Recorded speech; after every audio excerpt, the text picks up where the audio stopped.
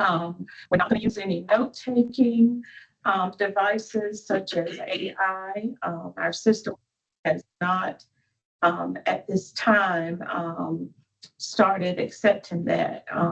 So again, if you will mute your mics, we will start our meeting. We do have a very robust agenda this morning. We're so delighted to have Ben Carey with us this morning. And let me go ahead and apologize. First of all, our camera doesn't work in here.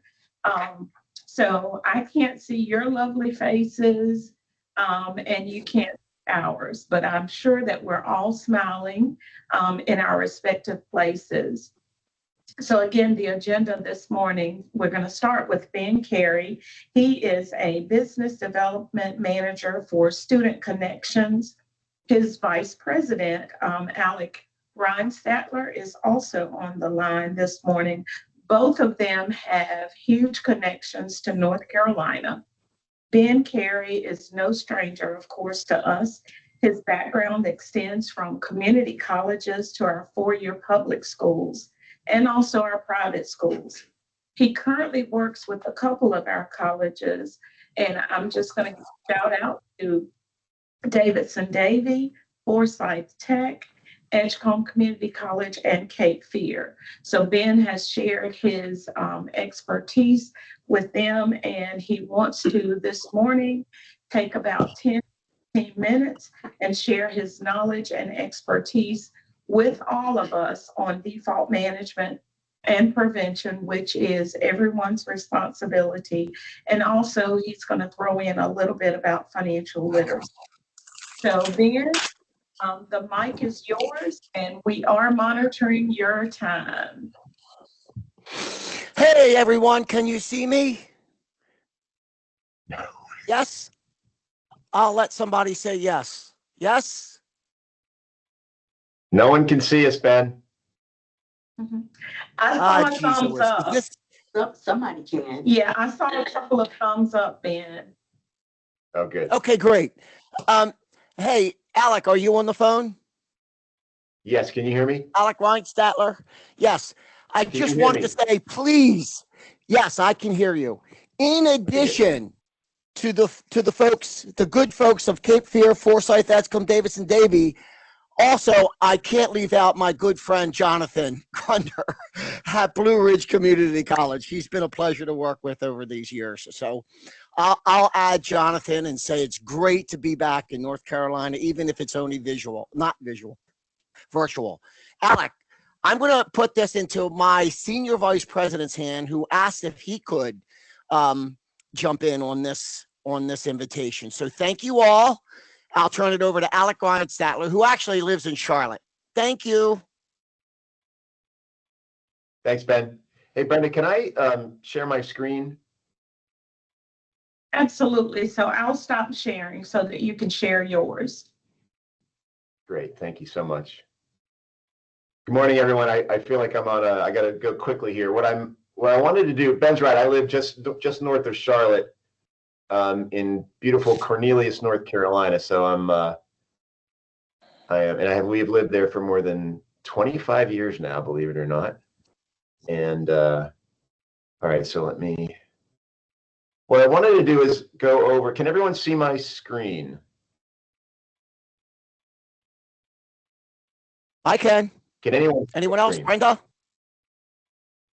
Yes, and you've got lots of thumbs up, so I think everyone can see your screen now, Alec. Okay, great. So I did a presentation for the Arizona Community College system back about 2 months ago. And what I thought would be helpful is this is not the exact presentation, but with a couple of additions. I wanted to provide some information about what we're seeing, what's going on in the student loan space right now, and give a little bit better sense for what's going on in North Carolina from what I can see. So just very quickly about us, Student Connections is the largest provider of student loan default management services in higher education. We've got about 320 individual schools, representing more than 350 separate OPIDs and more than 500 campuses across the United States. We've got 2 call centers, one in Austin, Texas, which is where I am right now, and one is in Indianapolis, Indiana. The roots of Student Connections go all the way back to, for those of us above 50 years old, you'll know this term, USA Funds. So Student Connections was a part of USA Funds. In 2018. We combined forces, and now we're Loan Science is the parent company, but Student Connections is the the brand and the company that provides all of both our student loan default prevention services, and we also have Cash Course, which is our financial education platform.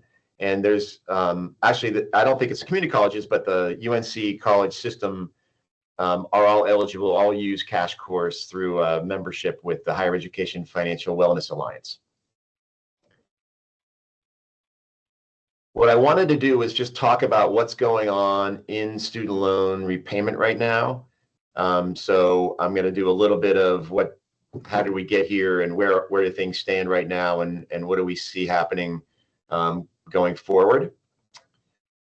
So I'm going to talk about some of the challenges, and I'm sure a lot of you know most about what's the chaos that's going on, and just want to talk a little bit about what's driving that. So on the loan servicing side, we had 4 of the loan servicers exit the federal student loan business, and this all happened back before 2023. So Navient, FIA, Granite State, and Oklahoma Student Loan Authority all said, we don't want to do this anymore. I don't blame them, by the way.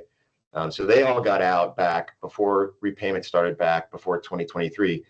And what happened as a result of that is that 4 out of 10 student loan borrowers had their loans moved from one servicer to another. And you might think that's not a big deal. It's definitely a big deal. There's confusion. Those things don't get communicated very well. You're used to dealing with one servicer. Now it's somebody else with a different name, a different phone number, a different address. Any ACH payments that you were making had to be changed to the new process.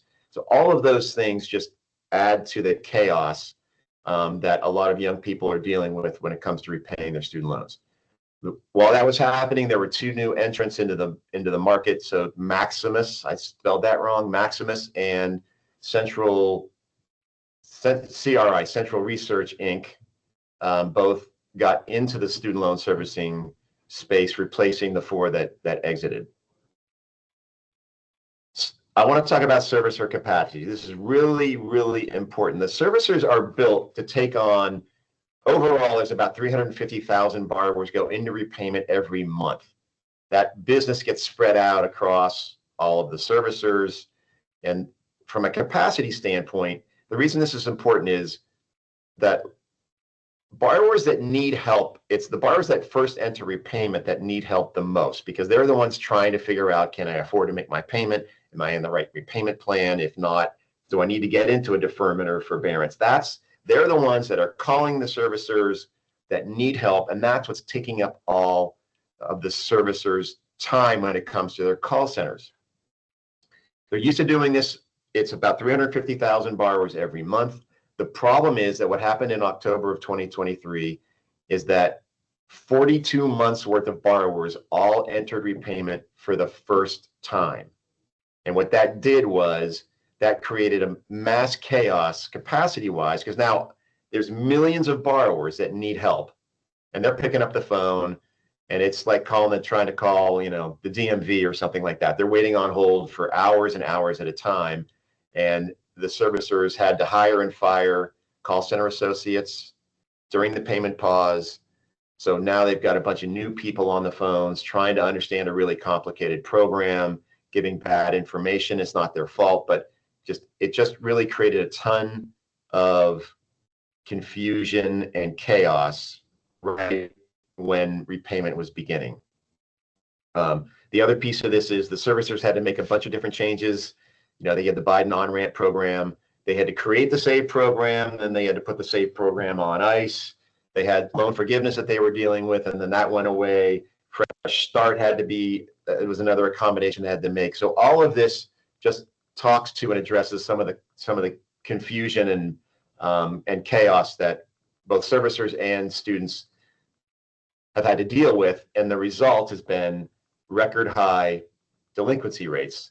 I already talked about all this, so I want to be respectful of your time, and I'll jump ahead here.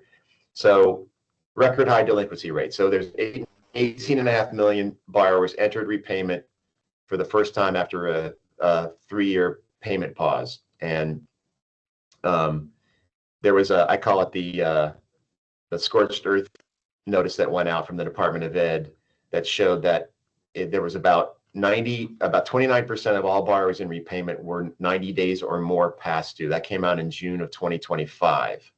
I took a closer look at those numbers.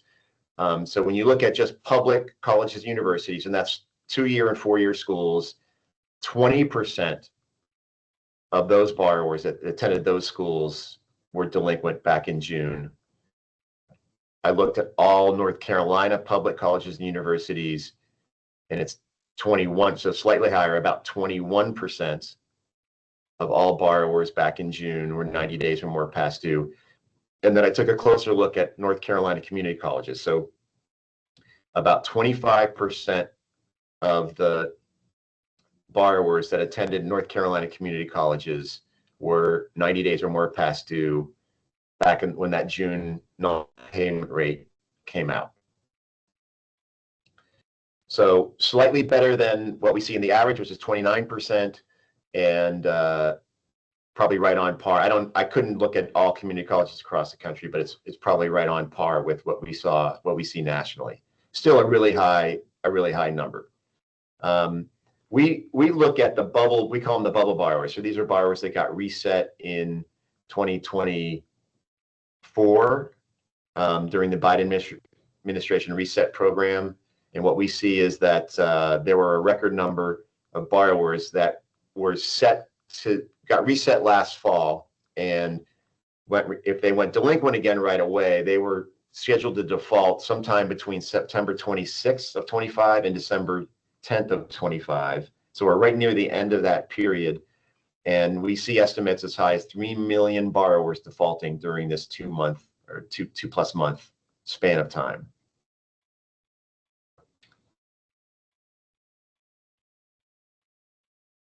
This last slide is just a look at some trends that we're seeing with our clients. So we have, I look at our North Carolina community college clients. Right now, on average, our forecast shows about a 1.8% higher cohort default rate for 2024. The 2023 rates, by the way, Ben will tell you this, will be close to 0%. It's the 2024 cohort that's going to be the problem. What we see is on average, those community colleges will see about 1.8% higher default rates. Some are going to be more than that, and some are actually going to look at the same or lower than 2017. But on average, it's 1.8% higher. Our overall client base, so all 350 schools, on average, we're seeing about 1.4% higher forecasted default rate than what they saw in 2017. We have a group of clients that just use our software, our Borrower Connect software. So we don't do any full service outreach for them. We're not calling delinquent borrowers. The schools are doing whatever it is they do on their own.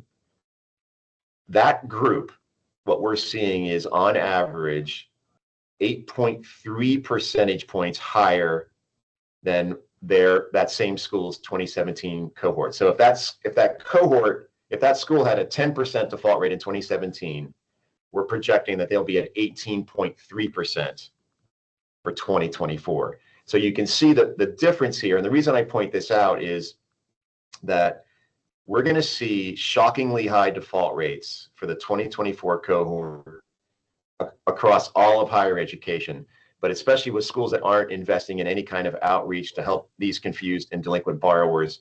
It's going to be significantly higher, I think, than people expect.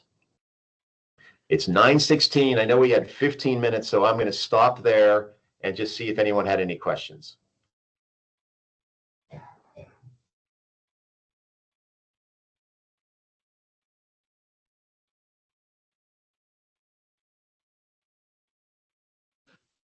I think I might be seeing a hand raised. I'm not sure. Brenda, can I jump in? Yes, absolutely. By the way, with that 1.8, that's the average. Most of the 5 schools that we work with in North Carolina, we are at or below CY17, and I'd be happy to give some more information after the meeting.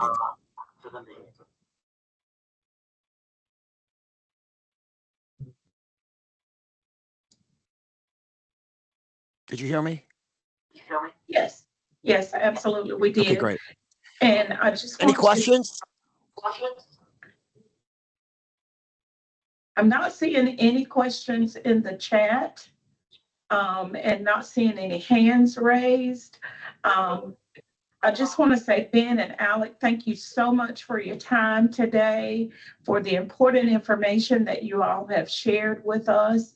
Again, I've stated that default management and prevention is everyone's responsibility. I do have a slide that shares your contact information. And I just want to say again that you are currently working with a couple of our institutions here in North Carolina, and I am sure that they are appreciative of the services that you all are providing. Again, thank you for your time today. And Alec, if you don't mind, don't want to put you on the spot, but if you don't mind sharing your presentation with us, if you will send it to me, I'll make sure that I get it out to the financial aid community. That would be great. Thank you so much, Brenda. Okay. All right. Thank you, everyone. All right. Thanks, and everyone. I do see some comments in here being just saying nice to see you both, Amy Barrier. And Adina Long. Nice to see you too, Amy. Adina Long from Forsyth is thanking you all for what you're doing there at Forsyth Tech. All right. All right. Well, thank you so much, Brenda. Have a great rest of your day. Okay, you all as well.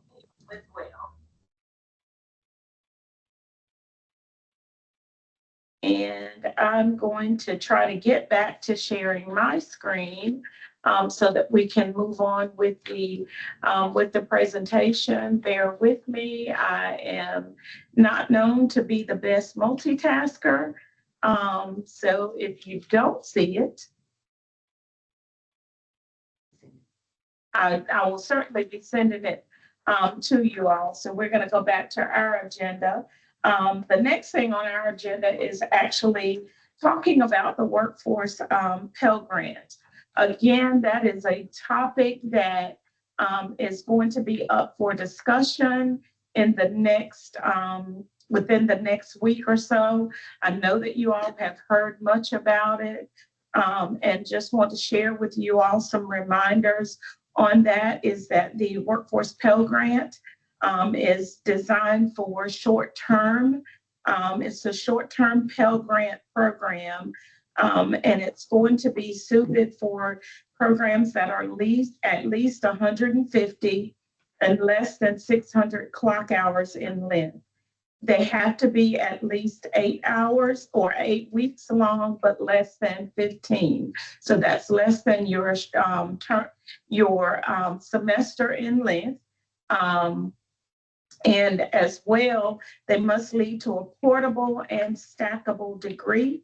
They must be approved by the state governor or and also aligned with high demand jobs. They must meet some performance benchmarks.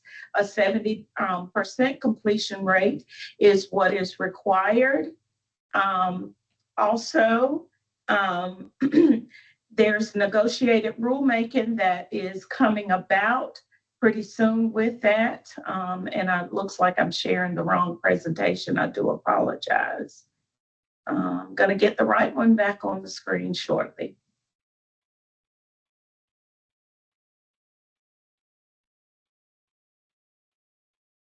Okay. All right. So just want to make sure that you all are aware that you're keeping up with the latest and greatest on the Workforce Pell Grant. And I'm seeing a comment in here. The problem is we have heard more from Raleigh about it from DC than from DC and Ellucian. I certainly understand that, Jason. And the reason for that is because we are, as a system in Raleigh, trying to be on the forefront of everything in anticipation of the negotiated rulemaking that will begin on the 8th and the 9th of December in DC. And there's also going to be a follow-up meeting in January regarding the same topic. Ellucian has not been involved in the process yet because, again, what we're trying to do is be on the front end of everything versus being on the being caught on the back end, because it is supposed to be effective July 1 of 2026. Just so you know, there are some other states that are as involved as North Carolina is.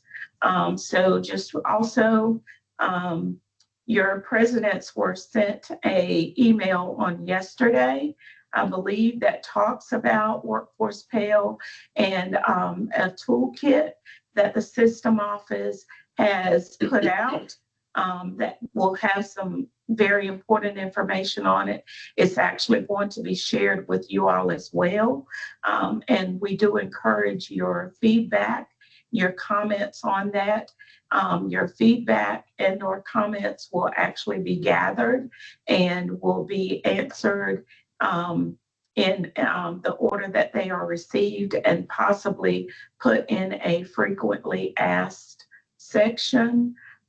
Amy says we are also getting questions and so forth from our administrations too, and don't necessarily know what to say about systems and plans for setup. We are certainly on top of that. And again, there's information coming down from that.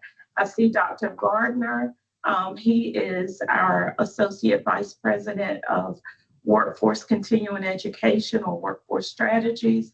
And he's saying that December 8th, rulemaking meeting commences. North Carolina has Dr. Andrea DeSantis, and she is the Assistant Secretary of Workforce Solutions, as an alternate on this committee to provide input and our perspective as a system, as a state. Just so you know that there are people from North Carolina that are heavily involved, not just from the system office, but with our legislative agencies as well. So Workforce Pell, and we are actually taking a lot of our information from the One Big Beautiful Bill that was signed in July. So you all have access to that. It's actually going to be in our resources section that will be shared with you as well. So just keep Workforce Pell in your mind. And as soon as we know more, we will certainly keep you all in the loop. So if there are any questions about Workforce Pell, while we've got Dr. Gardner on the line, certainly unmute your mics and or put them in the chat.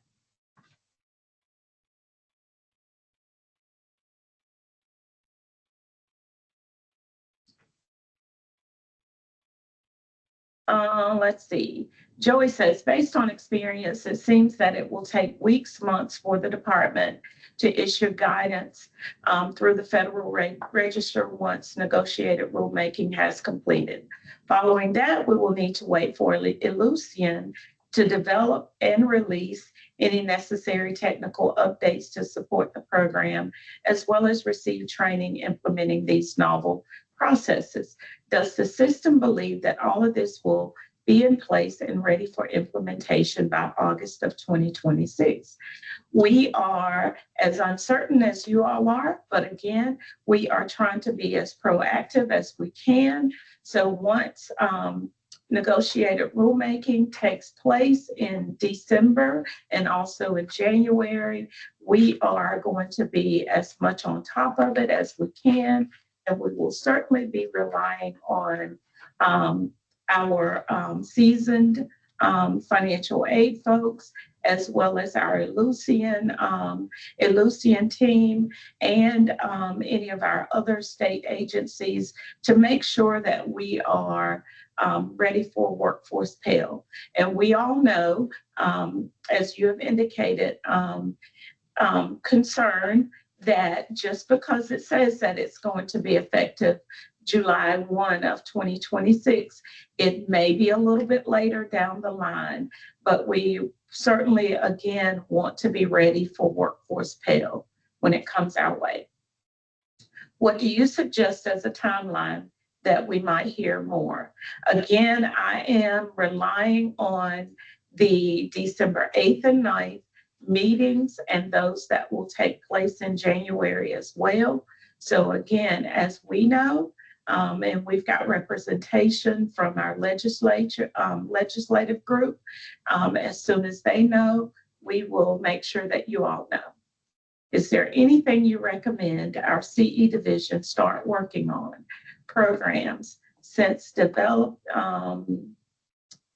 since programs have to be in existence a year prior to us asking ed approval. Well, good news here. When that toolkit is released, you're going to see some data that has been collected at the system level that shows some programs that could possibly be eligible. So you will, once that toolkit comes out hot off the press on Monday, I will certainly let you all know it is divided into sections. And I promise you that careful thought, consideration, and input has been put into this. So hopefully we're able to address some of your questions in there. Next question, will this program affect LEU for curriculum students? It will have some impact on LEU because from what I have read, from the One Big Beautiful Bill, it does say that if a student is receiving Pell for a short-term program and moves over to curriculum, it all ties into the LEU. So yes, that will be a factor. And Dr. Gardner says he expects the most concrete information to be out around March. So following those meetings in December and January, we're looking for concrete in around March. Everyone around financial aid is excited about Workforce Pell in our leadership communities. Do you know if this toolkit set to be released on December 8th will provide some helpful information to guide us on possibly expanding staff needs? Yes, you certainly can use that to advocate for more staff and also training of existing staff. Zelma says, we love this for the CE division, saw it coming a while ago. Has there been any discussion at the system office with presidents about additional resources for financial aid offices? Example, staffing. Yes, your presidents, I can assure you, know as much about Workforce Pell as, and maybe more than they want to know. So yes, you all will need to certainly step up and advocate for additional staff. And again, training for existing staff across the board. Is there any consideration for Pell formula calculations and how our ERP processes aid with that ERP? Yes, there's consideration of everything. I don't think that we have left many stones unturned regarding Workforce Pell.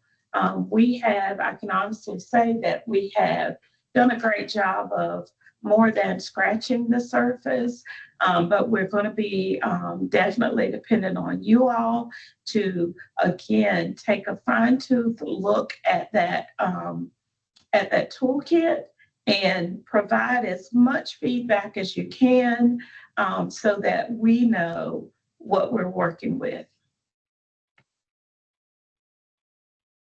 Okay, looks like that's the last question and our comment. about Workforce Pell. I really appreciate the conversation, the communication that's going on about it. We're going to move on now so that we don't go over our hour. But just want to share some information with you all about the Targeted Assistance in Less Than Halftime Grant. Of course, you all know that your funding has already been sent to you for 25-26. At the end of each fiscal year, though, we are required as a system to provide expenditures to our state board. And we're doing that for most, make sure that our colleges are, of course, expending all of their allocations. But we also want to be in a position that if we want to and or need to, we can ask for additional monies. So since I've been at the system office for a little more than 5 years now, I have seen that we have, on most occasions, sent back more money than I felt like, or we felt like we should be sending back, and that we're not in a good position to be able to ask for more monies. So in our 24-25 fiscal year, if that ended June 30th, 2025, we reported expenditures that totaled a little more than $544,000, and that's combined. That is your targeted assistance and less than halftime grant. This year, I've seen the lowest amount returned, which totaled a little more than $5,400. So 4 colleges sent back money. And I know that $550,000 is not a whole lot of money.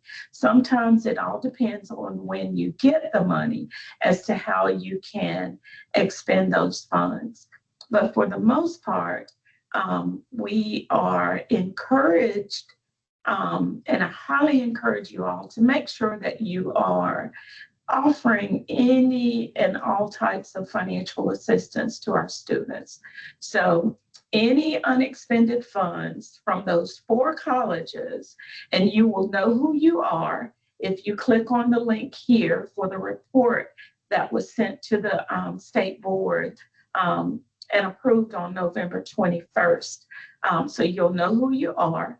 And if you need to return those monies, which should have been returned by June 30, it's important that you go ahead and get those back to the system office as soon as possible. If you're needing any assistance on what you should do and how you can spend those monies, please let me know. But for the most part, you have flexibility in how you can use your targeted assistance in less than halftime. Since 2011, you don't have to spend a certain amount for less than halftime. You can use it all for targeted assistance, or you can use it all for less than halftime grant. So just keep that in mind. And when we report for 25-26, I want to happily report to the board that we're not sending any money back. And hopefully that will put us in a position that we can ask for more for our students. And particularly as more of our colleges are exiting the loan program, I'm pretty sure that there will be more to follow. So just want to make sure that you've got resources in place for these students such that they can complete their degree. Next is Child Care Grant. Child Care Grant, of course, we have to report that every year to the state board as well. That report goes to them on December 1st. The Child Care Grant is a very hot topic across North Carolina, across the country, as a matter of fact, because, and especially for our students who are in need of child care assistance to stay in school. So the cost of child care, of course, is outrageous. But our colleges continue to return funds every year. In 24-25, our expenditures totaled a little more than $2 million, $2.6 million. So that's $2.6 million that we were able to award to students attending our community colleges. And I know what you're going to say is that, it's the timing, the time that we received the notification and the grant cycle. But again, we've removed so many barriers for our colleges. So out of that $3,038,215, we have sent back $475,551. We had about 20 of our colleges that used all of their monies. A shout out to 5 colleges that asked for additional fundings, and we were able to move some monies around to make sure that those colleges receive that additional funding. What we're going to do this year, because our state board team has actually been on us, and they're putting pressure on the colleges. They're notifying they've identified those colleges that are sending back monies. So that is the reason that I've put the link to the report that went to the legislature on Monday in the presentation for you all, so that you can go out there and see exactly what it looks like for your institution. So what we're going to do is we at the system office are going to be looking at the monthly reports that are coming in from your institutions. And we're going to actually we've been charged with reallocating. So we will be notifying colleges. If we're not seeing that you're spending the money, we're going to be notifying you all, and not just your office, but your presidents and your VPs will be notified as well, that we will be moving money from your institution and having them put in a pot for other institutions that need the funding, because we really need to make sure that we are expending these funds. So what I did was I reached out to a couple of our colleges that I noticed last year were having some struggles with using all of their child care grant. I reached out to Central Piedmont and spoke with Dr. Weathers. I'm not sure if she's on the call today, but I just want to share that how they were able to spend more than $148,000 in just a short period of time. They did an extensive outreach campaign. They were making calls, emails, and mailing letters to students that they knew had dependents. So they were, in addition to doing that, they went back and paid those students for any out-of-pocket expenses that they had incurred with childcare. So, and I also reached out to Dr. Will Voris from I'm not going to get his school right, but I think that he's on the line this morning. And I asked that he would take a couple minutes and just share some of their best practices, some of their aha moments with Child Care Grant. So Will, if you are on the line, would you kindly unmute and just share with our community some of the practices or things that you all put in place to make sure that you were able to expend your funds? Yeah, sure. We had some self-imposed kind of rules, and it seems like a lot of schools have similar types of things where we were requiring like so many credits in person for them to get aid, and we kind of reviewed that and saw that not as many people take everything on campus, so we cut it down to 3 credit hours. We opened it up to if you were online, just completely online, you could still be eligible. You had to have at least 6 credits in person. We used to send money directly to the child care facilities, and we just don't have a lot of child care facilities. So that was a big issue with people getting and utilizing the child care grant. And we had a couple big facilities close in the last year. And we noticed that the rules said that you could pay, the students could use parents or other people like in-home providers. So we we started looking into that and opening that up, and we decided it was actually easier if we just paid the student at the end of the month. They bring their receipts in, we check their attendance and watermark to make sure that they're attending classes, and then we just a flat rate for the month based off local rates. It's roughly about half of what the local rates are, and at the end of the month we just disperse them that money. And after doing that, a lot easier to go through the money since we weren't being as restrictive with stuff.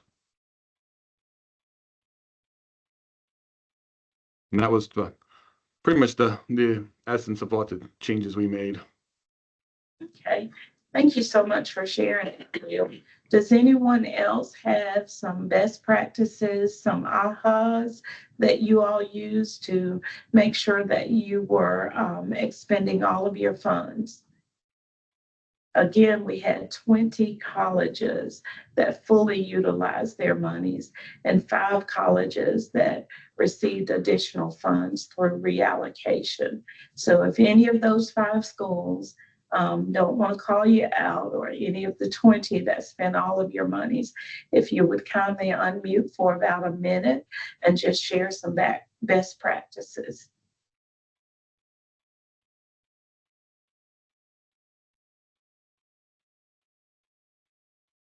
Remember, you all write the rules.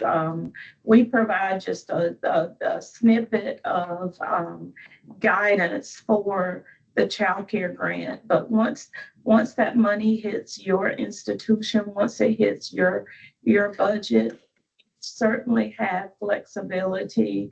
I know that it states in the guidance that you receive that you should be coordinating with the Department of Social Services. But if you have a student that comes in and they can provide you with a receipt that shows that they have paid out-of-pocket expenses, kind of look at your rules and your institutional rules, and consider making some changes based on. And as Will said, that they've gone back to looking at students that are enrolled in 3 credit hours. Not every student can be a full-time student. Not every student can take courses, on your campus. We have students that, are totally online and may be in need of childcare assistance. I have before me Dr. Monty Hickman, my supervisor, and I think that he wants to chime in on the childcare grant. Well, you just got started on this? No, we are nearing the end, but Okay. For the child, you get started, near the end of child care? yes. Okay. What we just did was Will Boris actually shared what his institution did to make sure that they were spending the money. So I also shared what Central Piedmont had done. Okay. They just did like a major outreach campaign, and it looks like there's a comment in here from Tracy Rath that most child care centers or even private providers cannot wait until after services provided for payment. This is what we're running into as an issue for our students. Tracy, can you hear me? Yeah, yes, I can hear you. Okay. So, that's a good point. In the past, and this is something, and I will verify just to make sure and send it out, your college can draw that money down once the budget package is provided to you, the school. So you can the colleges have that money. I know a lot of people are under the assumption that it's a reimbursement process with the system office. That's not the case. Used to be in the past, because we used to have to take the whole chart to state board, get approved, and then it was in the business office, you drew it down. But since it's part of your institutional budget, that budget packages come out every year from the system to the colleges. Since it's part of your budget package, your college, your business office can draw that money down now. And that way, that removes that whole process of, reimbursement away from payment. They can, once you get the invoice, they can go ahead and repay that. Okay. I thought And in the that's no guidelines it point. always said that you can't pay until the services have been rendered. So, You mean by the child care provider?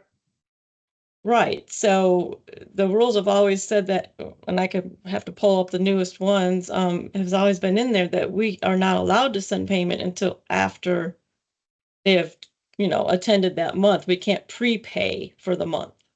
Okay, That is true. that is true. That is true. So that's your issue, that kind of repayment. We're going to do a whole deep dive on that whole policy coming up at the beginning of the new year. And we may have some changes on that too. And Okay. as a child care provider, I wouldn't want to pay the daycare anyway, or my parent or whoever until they keep my child. So that's something that may not change because I'm probably as a student wouldn't want to pay for services in advance, but I'll look at that, and that's something we'll consider when we look at that. Okay, thank you. You're welcome. But Mhm. mind you now, if my mom and daddy keep my child, because that's the thing too with a lot of schools. A lot of schools are still requiring their students to go to a licensed or official, what they consider official child care provider. We modified those rules years ago. When I was in Brenda's role and Jennifer Haygood was the VP, we changed those rules a while back to open it up wide open, so you don't have to be a daycare to get paid. You can, if you're a student and your mom and dad keeps the child, or aunt or family member, as long as you ask them for an invoice and they can provide you an invoice, you can pay them. So we made sure, because we realized that many rural areas especially don't have a lot of licensed daycares. And so because of that. And we do allow that for our students. Okay, great. Yeah. But again, even if it's an aunt or a cousin or somebody, they can't afford to buy all the food up front and do all that for the true. for the child, and let's not pay them till the end of the month when it's all over. So that's kind of still what we're running into. And I'm glad you brought that up, because that's something we need to consider when we look at the policy and stuff. Okay. I appreciate that. Thanks, Monty. Oh, anytime. Okay, so Joey has put in the, What'd you say? management Yeah, of funds. I was just pasting what it says directly from the okay. allocation stuff. And it says that we must, we can only pay upon receipt of an invoice from a child care provider accompanied by a student's class attendance report. So that's what we're talking about, is we have to pay it basically at the end of the month. And a lot of the child care providers are saying that they want to be paid at the beginning type thing. Right, and most of the students can't really, so you want me to provide my monthly, what you say, the attendance report.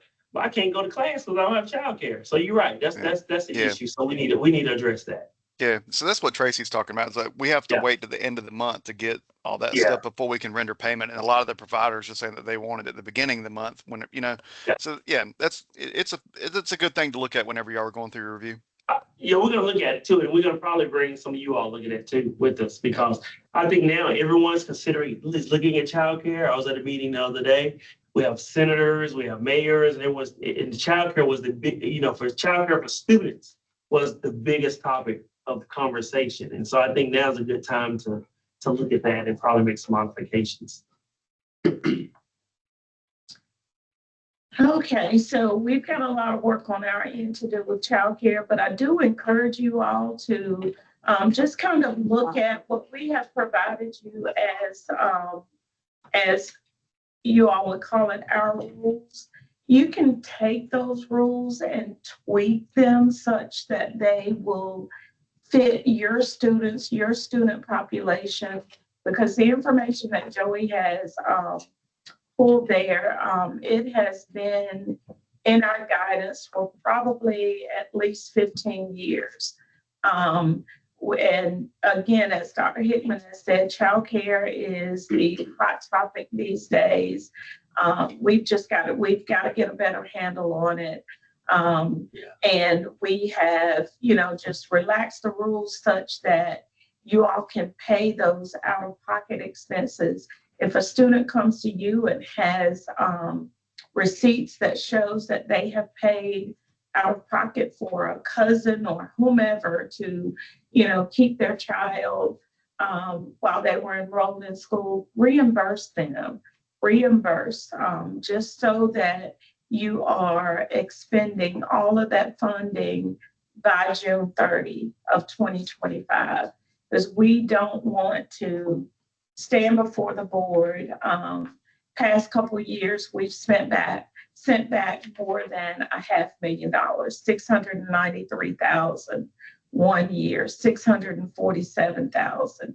And I think that it was a tremendous help to us as community colleges that we were able to go from $1.8 million to now a little more than $3 million. And again, with many of our colleges, I think we only have 12 that are participating in the loan program. Our students are coming to us with great needs, childcare, other grant funding. Looks like a couple comments I have a here. question on Tammy. What does she mean by that?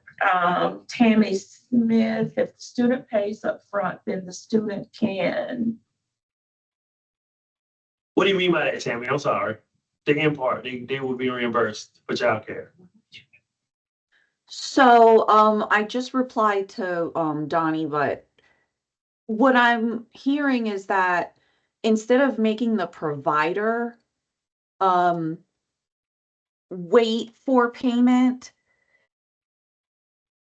if it would be the student that's waiting for reimbursement if we can pay them directly. But again, as Amy's saying, is that it just, we will hear complaints like, that's why I need the grant, but Mm-hmm. but what if the burden, then the burden's on the student. So let's say a childcare provider says we can't wait, 4 to 6 weeks to get reimbursed. But the student comes to you with their receipts and their attendance, then the burden is on them to wait to get reimbursed directly for what they've paid. I think I see what you're saying. So if I, the provider, tell the student I need $1,000 for the month of April, and I can't wait to the end of the month to get it, you need to pay now, because some providers do say pay up front for the month, then it's on the student. So if I school get a student the money, it's on them to take that money to the provider instead of waiting until the end of the month. Right? Right, the student's gonna have to pay it up front and then wait to get reimbursed by the college for what they've paid for the month of April. And so Joey just put something in the chat that kind of throws water on that too. So under those circumstances, the college is paying advance for services which have not been received. Again, when we look at this, we can consider those policies. So it's good to have those, Joey, and we'll look at that. Again, we'll bring you all to the table too to give us those scenarios and considerations and stuff. Because I think it's there for good reason, but I think it's hindering also at the same time. I don't know. And I was going to mention that too, because like we looked at there at one point, I think it was not too long ago, y'all said that we could do summer programs. We were like, oh, that's cool, but a lot of the summer programs require you to pay in like March, April, if they're going to be going in June, for example, and we can't prepay. So we didn't feel like that was a great addition, but we couldn't do it because it seems like it conflicts with each other, So it's just little things like that. If y'all can get that cleaned up, man, I think it'll help us a lot. Just getting Yep. And I want to say up front, we're not trying to beat you all over the head about this stuff. And I think Brenda mentioned it, but I would just reiterate. The issue is that a lot of schools are not spending their money. And because it's not, and again, because of the rules, some of it's because of the rules. So the funders, the board, they want to say, why are we giving this money to the schools if they can't find it? And I would rather for us to modify policy than to have to tell you all you're not getting any money anymore for these programs. I think that would do more damage to you and your students to not receive any more money. So we really do need to look at our policy that we put out as a state office, and then also have you look at your policies and processes that you have, because sometimes it is local, policies and processes too that's a hindrance. So we both need to look at what we're doing and see if we can come up with some middle ground to make sure that you all get this money for childcare. And not just childcare, other programs too. I'm telling you now, they looking at all these programs, all this money's returned, and they're like, well, if colleges and you all say this is the issue, how come y'all can't spend all this money? And they're vocal about that, especially recently, very vocal. And it's like, we don't have we want to have an answer. We got to give them some kind of answer, but I don't think the answer lands as well as it should on them. And I do encourage you all to just take a look at the report that was submitted again to our friends over at the legislature. And there are some good suggestions, some recommendations that are actually in there. I did a survey with our colleges back in around the first of the year, and a few of our colleges provided some really good recommendations, and they are actually included in that report that went to the legislature. Donnie says the biggest thing you can do is help us out. To help us out is to get us an approval to spend the money as soon as July 1 hits, even if the budget has not been approved. If we have approval to start, then that's a lot easier to spend. Certainly understand, and that is one of the recommendations that's in the report, Donnie. But again, our hands are slightly tied there, because if there's no budget, we don't want to give you all false hope that, it's going to pass and it doesn't. So there you would be scrambling, trying to figure out how you're going to, recoup monies that you've already sent out if a budget hasn't been approved. So good point. And we do continue to work with our finance team on this. Because my understanding is that the child care grant program funding and how it's funneled from the college to the student to the provider was a big topic of discussion for them at one of their ACBO meetings. So we're going to move along now to Golden Leaf. Dr. White has a couple of slides or that she wants to share. Good morning, everyone. I'm going to be brief. I think we have about 1 minute to end the presentation. So first, I just want to thank all of you for the work that you're doing with Golden Leaf. We announced earlier in the semester to everyone that Golden Leaf has increased the amount of scholarship money that they provided to the community colleges for this year. We've been awarded $2,935,000 that we can spend in Golden Leaf to our students. And so I want to thank all of you who submitted transmittals during the first 3 months. We've actually reimbursed colleges $923,019, and we're looking at, with our November submissions to our business office, having reimbursed colleges $1,347,000. So we are moving toward our goal of spending that money for the 25-26 year. But I do want to remind colleges to pay attention to the calendars that we've submitted to you to make sure that you get your reports in on time so that we can award those reimburse you the monies that you've requested. Also want to remind colleges that it's very important to submit your reimbursement reports for students that you have awarded and reimbursed Golden Leaf funds to. You should be requesting funds for students that you've already awarded and reimbursed Golden Leaf funds to. It's very important to ensure that the dashboard numbers match with what you're actually awarding on a regular basis. Also, I want to remind the colleges that there is no January interim report. We have decided to take a trial period where we're not going to be requesting fall interim reports that are normally due in January. We're going to allow you to use that time to award and review your reports and submit your reimbursement requests. If that trial period works out well, then we won't continue to request reimbursement reports from the colleges. I also want to remind you to take a look at the dashboard on a regular basis to ensure that you are keying your awards into colleague and those reports are matching up with what we see on the dashboard. Also, another area that we've had a little bit of concern about has to do with qualifying counties. It's still very important that you actually look at those students that you're awarding to ensure that they are from qualifying counties. A lot of times those students will show up when we're finalizing our interim reports to send in to Golden Leaf.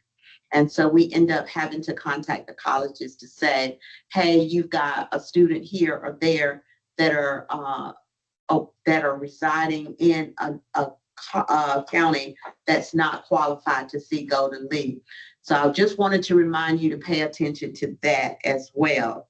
In addition to that, we're also going to hold a workshop in January for those colleges that have new Golden Leaf administrators so that we can go over any questions that you have, provide any necessary information that you need to ensure that your reports are processed timely.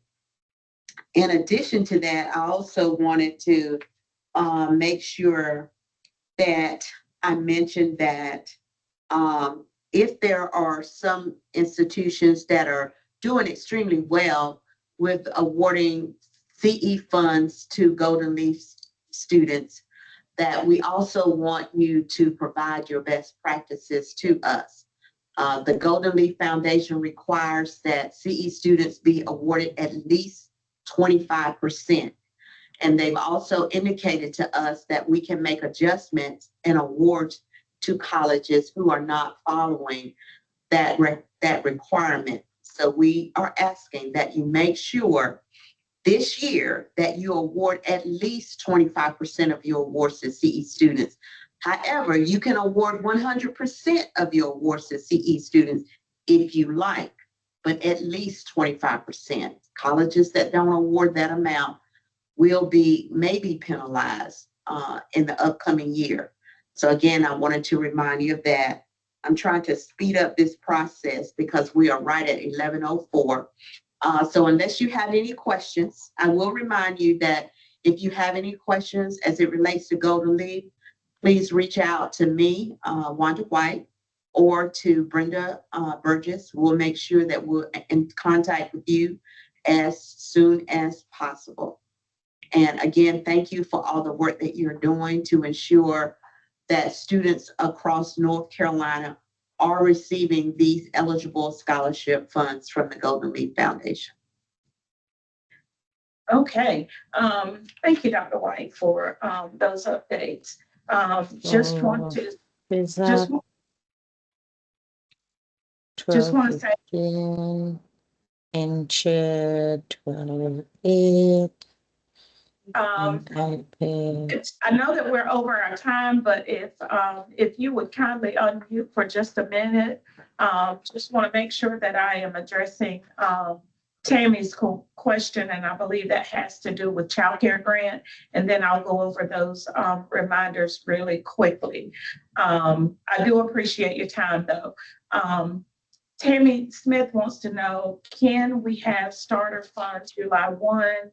A baseline amount, the years we didn't actually have to return funds, we were able to draw off the leftover funds. You cannot, there is no such thing as leftover funds for child care grant because your business office actually has to follow a process.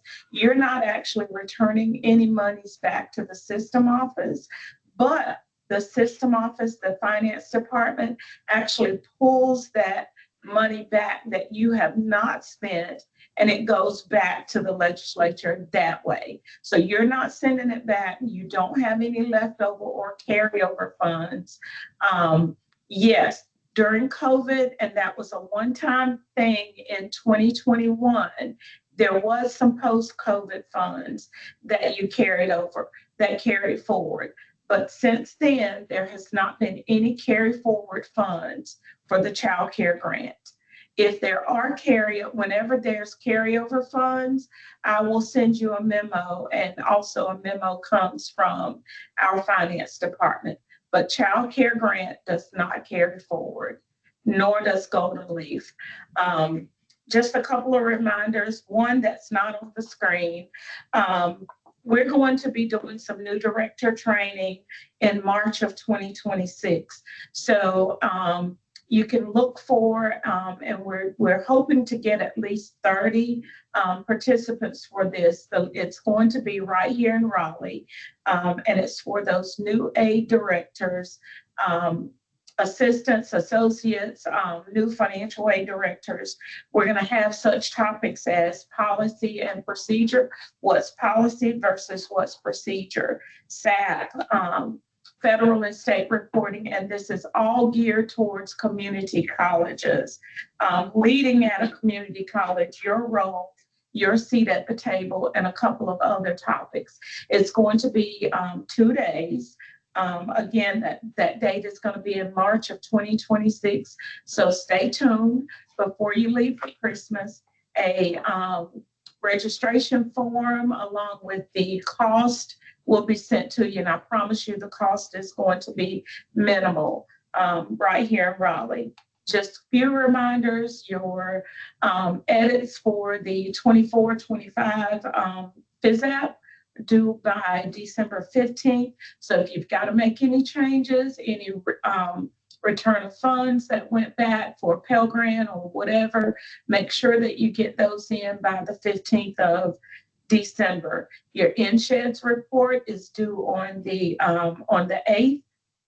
And I know that our financial aid folk are used to doing the A10 section, but I have found out that some are also responsible for doing the A3, which includes tuition and fees. So make sure that you're working with your business offices on this to make sure that your numbers are correct for recording tuition and fees based on what they're asking for. iPads is due to the system office on January 21 of 2026. That is the date that it is due to the system office. That is not the date that it is due to the Department of Education. So I want you to keep that in mind. We have an earlier date because we want to make sure that all 58 have reported, and then it goes to the Department of Education. It meets that date. There's some documentation that's out there in ServiceNow for both. So just make sure that you are paying attention to that. And last week, I know that we don't have a lot of students who are receiving the North Carolina Children of Wartime Veteran Scholarship, but just in case you are, know that there has been a 25% reduction, and it is effective spring of 2026. I believe SIA sent out an email along with instructions on how to make those adjustments. If you have any questions about it, there's an email address there.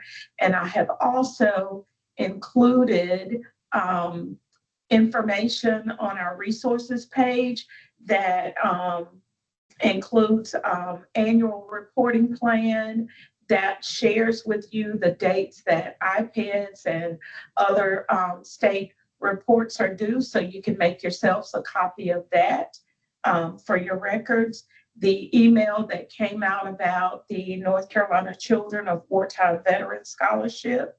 Also, for any new folk that are on the call, I've also put the link to ServiceNow so that you can put in your service request tickets, and also a link to our system office webpage, because that is where you're going to go to get the Workforce Pell Toolkit and to find any information that you need, including our staff directory on our webpage. Knowledge Center, I've also put that in there for you as well, so that you can stay connected with that. And also the last but not least, the information regarding the One Big Beautiful Bill and all of the changes, all that was that is out there for 26-27. Again, I want to thank you for your time, for your attention today. We apologize for going over 11 minutes, but we want to make sure that we keep you all informed. The meeting that's going to be in January, and many of you have already accepted the invite, is to make sure that you are where you need to be with your CQ, your state employee credit union. It's really for the new folk to know how to actually go in and do your certifications. And as Dr. White said, go to LEAF training for new administrators. Thank you for your time. Have an awesome day. We appreciate you all and all that you do. Would like to mention that NACASFA has some wonderful webinars scheduled for the next couple of months.